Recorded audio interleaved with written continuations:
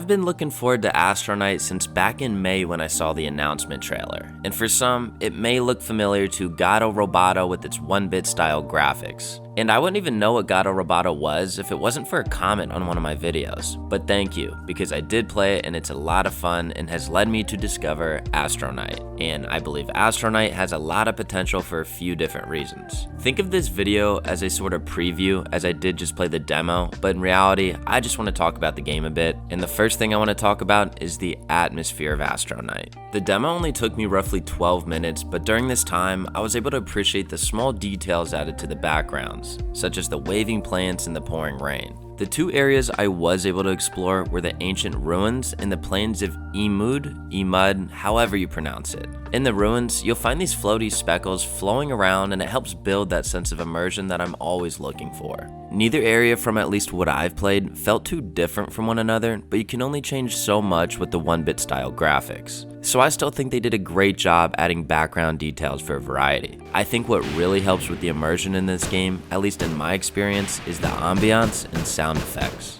There wasn't really any music to the game, it was just the sound of the world, such as the rain and thunder or the hollowness in the ancient ruins. I do always like a good soundtrack, so I'm sure that will be there plenty as well, but it's good to know Astronite won't be relying just on the music. And they hint at the music through pausing the game, and there's this catchy tune that plays that I really liked, and I actually just left it paused for a bit to listen. So I know that the music's there, I just haven't really heard it yet. But that's enough for Atmosphere. There's only so much I could pull from such a short demo, and I'd like to talk about the gameplay a bit. It's interesting because you start off with all your gear that you just have ripped right from you, so you're left without a gun and without a map. So for the duration of the demo, you spend your time doing more platforming and avoiding enemies than you do in combat. So I really can't say too much about the gameplay here, other than that it's definitely smooth, requires dodging enemy attacks, some precise platforming, and classic Metroidvania exploration. I'd be curious to see if this vulnerable section of the game will be revisited, similar to Gato Roboto where you're left defenseless in certain areas. There was really only one sequence where you were forced to do combat, and that's with the boss. And to be honest, this fight was a little underwhelming and didn't offer much of a challenge, as I don't even think I died once. You just need to dodge his slam attacks and shoot him during openings. There was a second phase to the fight where he caved in the ground, but it happened so late that it didn't make a difference to me. I finished it within like 15 seconds after he did that.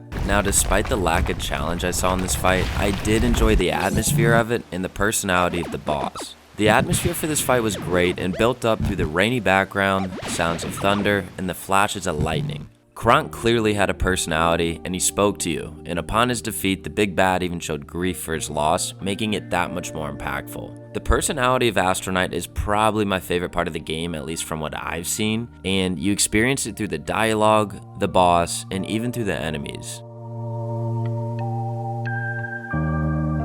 I think this game will stay lively throughout the playthrough, and I would love to see more personality from other bosses as well. Personality is a thing a lot of games don't have, so it's always nice to see some of it, especially when a lot of Metroidvanias take place in such dark areas. I actually couldn't even get into Blasphemous because I just thought the setting was so depressing. But Astronite will have a nice blend of that sense of loneliness on an unfriendly planet and personality sprinkled throughout it. I think Astronite has a lot of potential and deserves more recognition than it's gotten. It could be a step forward for the 1-bit style games that, from my experience, have shown to be a great time. It will be released on Steam and all consoles in the coming months, so keep your eye out. I'll probably be playing it on the Switch, but that's just my choice of console when it comes to indie games. But if you haven't already, I highly recommend checking out the demo.